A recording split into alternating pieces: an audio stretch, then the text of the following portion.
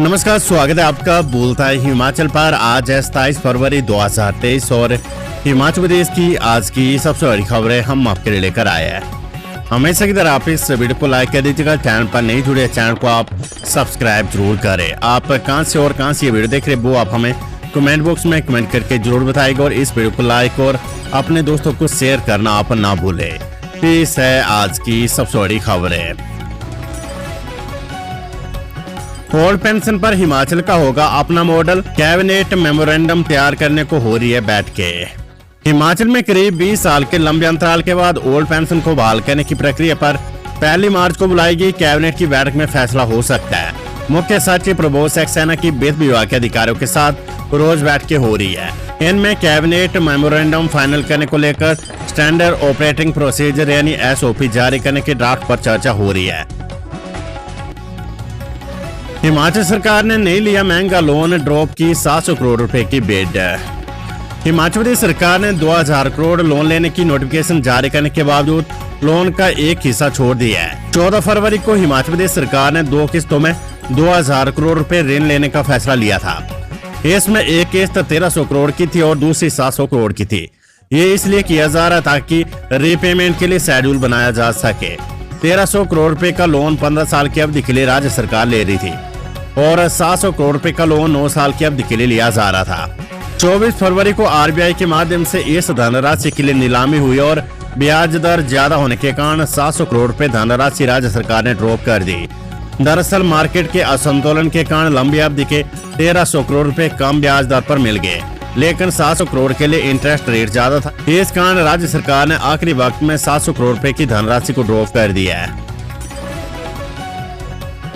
मुख्यमंत्री सुखविंदर सिंह सुक्खू बोले, हिमाचल की तर्ज पर कांग्रेस शासित राज्य भी अपनाए इलेक्ट्रिक वाहन। छत्तीसगढ़ के रायपुर में भारतीय राष्ट्रीय कांग्रेस के 50वें महाधिवेशन को मुख्यमंत्री सुखविंदर सिंह सुक्खू ने भी रविवार को संबोधित किया।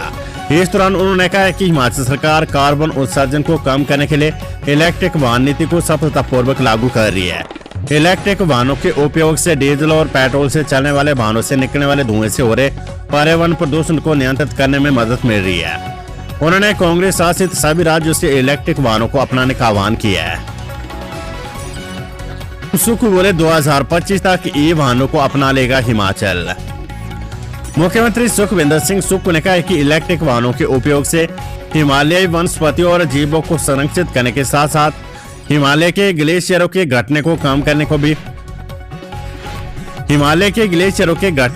करने में भी मदद मिलेगी। इससे शहरों में हवा की गुणवत्ता में सुधार करने के साथ साथ भारत की विदेशों से रेल आयात पर निर्भरता कम करने के अलावा नवीनीकरण ऊर्जा के उपयोग को बढ़ाने में मदद मिलेगी। प्रधानमंत्री और रक्षा मंत्री से मिले हिमाचल के राज्यपाल, विकासात्मक मुद्दों पर की चर्चा। इसके नए राज्यपाल शिव प्रताप शुक्ल ने रविवार को नई दिल्ली में मुलाकात की है। राज्यपाल बनने के बाद प्रधानमंत्री से उनकी पहली शिष्टाचार भेंट थी। इस दौरान राज्यपाल ने प्रधानमंत्री के साथ हिमाचल प्रदेश से संबंधित विभिन्न विकासात्मक मुद्दों पर चर्चा की।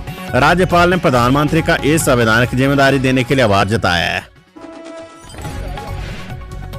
दीवार तोड़कर बैंक में घुसे 2 नकाबपोश, चोरी में असफल रहने पर रिकॉर्ड को लगा दी आग। से सटे लंबलू कस्बे में PNB में शनिवार रात को चोरी का प्रयास हुआ है। चोरी की वारदात को अंजाम देने वाले 2 युवक बैंक के CCTV कैमरे में कैद हो गया है। सदर पुलिस ने मौके पर पहुंचकर चोरी की वारदात को अंजाम देने वाले युवकों की धरपकड़ शुरू कर दी है। मानीकरण के छलाल गांव में 2.5 मंजिला मकान चढ़ा आग की भेंट, लाखों की संपत्ति जलकर राख।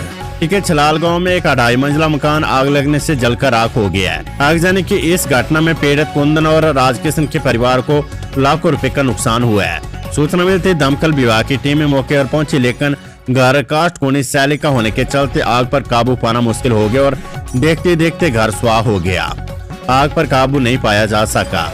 आग लगने के कारणों का अभी तक पता नहीं चल पाया है। डहर अंडरपास बनने की जगी उम्मीद, केंद्रीय मंत्री ने दिया विधायक राकेश जम्वाल के पत्र का जवाब। सुंदरनगर उपमंडल के डहर में कीरतपुर नगचला फोरलेन सड़क निर्माण पर डहर चौक पर अंडरपास के निर्माण की उम्मीद जगी है। केंद्रीय सड़क एवं परिवहन मंत्री नितिन गडकरी ने सुंदरनगर के विधायक राकेश जम्वाल की इस मांग को संबंधित अधिकारियों को भेज दिया है। बता दें कि विधायक राकेश जम्वाल ने कुछ दिन पहले केंद्रीय मंत्री को पत्र लिखकर डेयर चौक पर अंडरपास बनाने की मांग की थी। मौसम। हिमाचल के ऊंचाई वाले भागों में 1 मार्च को बारिश बर्फबारी का येलो अलर्ट जारी। हिमाचल में फिर से मौसम अपने मिजाज बदलेगा। मौसम विभाग के अनुसार प्रदेश में पश्चिमी विक्षोभ सक्रिय हो गया है। ऐसे में 27 फरवरी को प्रदेश में मौसम खराब रह सकता है। वहीं 28 फरवरी और 1 मार्च को प्रदेश में बारिश बर्फबारी के साथ ओलावृष्टि की संभावना जताई गई है। ओलावृष्टि के कारण प्रदेश के किसानों बागवानों की दिक्कतें बढ़ सकती है। 27 फरवरी को भी 1-2 स्थानों पर बारिश बर्फबारी हो सकती है। 1 मार्च के लिए ऊंचाई वाले कई भागों में भारी बारिश और बर्फबारी का येलो अलर्ट जारी किया गया है। वहीं मध्य और निचले 1-2 स्थानों पर 28 फरवरी व 1 मार्च को अंदर चलने व ओलावृष्टि का अलर्ट जारी हुआ है। विभाग के अनुसार 1 मार्च को चंबा, कांगड़ा, कुल्लू, मंडी, शिमला और लाहौल स्पीति जिले के कई भागों में भारी बारिश और बर्फबारी का अलर्ट है। ट्रक ऑपरेटर नहीं रोकेंगे सीमेंट ढुलाई, अल्ट्राटेक प्रबंधन के साथ करेंगे बैठक। की ओर से सीमेंट ढुलाई माल भाड़ा 41 पैसे कम करने का ट्रक ऑपरेटरों ने कड़ा विरोध किया है। विरोध में ऑपरेटरों ने गत शनिवार शाम को ही सीमेंट ढुलाई नहीं की थी। हालांकि रविवार को ढुलाई बहाल कर दी।